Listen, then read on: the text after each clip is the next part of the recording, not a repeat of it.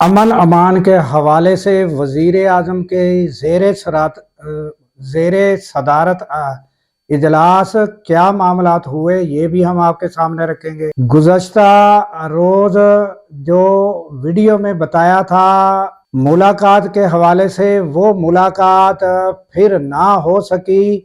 عمران خان کے ساتھ جو رہنما تھے وہ انتظار کرتے رہ گئے، کیا معاملہ ہے یہ بھی ہم آپ کے سامنے رکھیں گے۔ اس کے علاوہ صحافی وحید مراد رہا کیے جا چکے ہیں ضمانت پر، وہ بھی ہم آپ کے سامنے رکھتے ہیں۔ غزہ کے کیا حالات ہیں یہ بھی ہم آپ کو بتائیں گے۔ اس کے علاوہ بلوچستان میں ریلی نکلنی تھی، وہ کیا ہوا یہ بھی ہم آپ کے سامنے رکھیں۔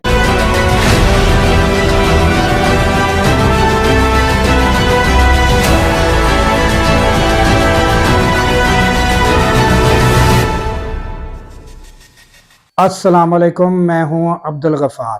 ناظرین، گزشتہ روز وزیر اعظم کے زیر صدارت اجلاس منعقد ہوا امن امان کے حوالے سے، تو اس میں یہ طے پایا ہے کہ امن امان کے لیے ہر کوشش بروئے کار لائی جائے گی اور جو ملک دشمن عناصر ہیں ان سے نپٹنے میں کوئی کسر اٹھا نہیں رکھی جائے گی۔ اس کے علاوہ جو مواد ہے، یعنی ڈیجیٹل میڈیا کی جانب سے یا سوشل میڈیا کی جانب سے ملک دشمن عناصر کا جو ہے ان کا قلعہ کیا جائے گا، اور اس کے علاوہ جو سے ملکی بیانیہ جسے کہا جا سکتا ہے کہ ملکی بیانیہ، وہ آگے بڑھایا جائے گا، اور اس کا طریقہ کار چاہے میڈیا کے ذریعے بڑھایا جائے، اسکولوں میں نصاب کے ذریعے بڑھایا جائے، اور اس کو ہر طریقے سے لوگوں میں جو ہے اسے آگے بڑھایا جائے گا۔ تو یہ اجلاس میں چارے صوبوں کی قیادت موجود تھی اور ہماری عسکری قیادت جو موجود تھی، تو اس میں یہ فیصلے کیے گئے ہیں۔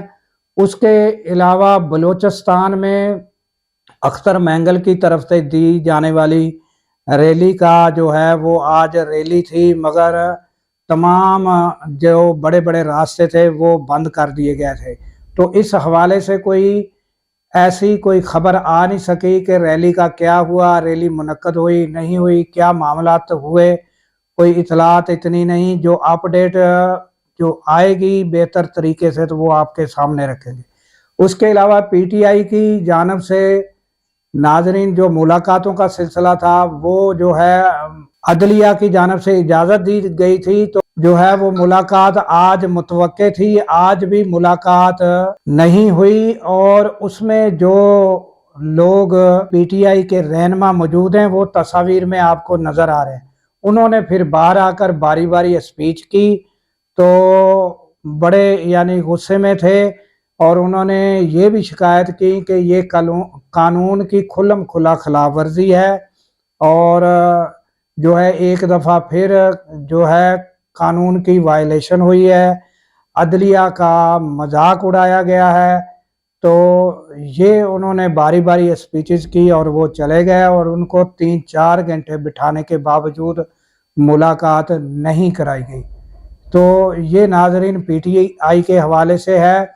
اور ناظرین، جو عید کے بعد گرینڈ الائنس کی جانب سے تحریک چلائی جائے گی، احتجاج کیا جائے گا، وہ جو ہے وہ بتایا گیا ہے کہ وہ عید کے بعد سرپرائز ضرور ہوگا، اور کب ہوگا کس ڈیٹ کو ہوگا یہ طے کیے جانا باقی ہے، مگر اس پر کام زوروں شوروں سے جاری ہے۔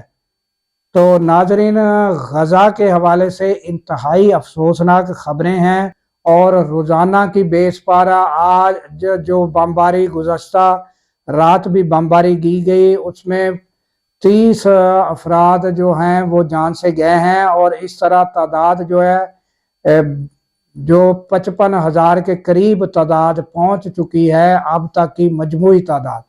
تو ناظرین، یہ غزہ کے حوالے سے تازہ ترین اور اس پر سلامتی کونسل جو ہے وہ کیا کر رہی ہے، کیا کرے گی، یہ آئندہ آنے والے دنوں میں ہم آپ کے سامنے رکھیں گے۔ اور ناظرین، وحید مراد صحافی جنہوں نے اختر مینگل کا ٹویٹ جو ہے وہ کر دیا تھا ری ٹویٹ، جس پر انہیں قانون نافذ کرنے والے ادارے اٹھا کر لے گئے تھے۔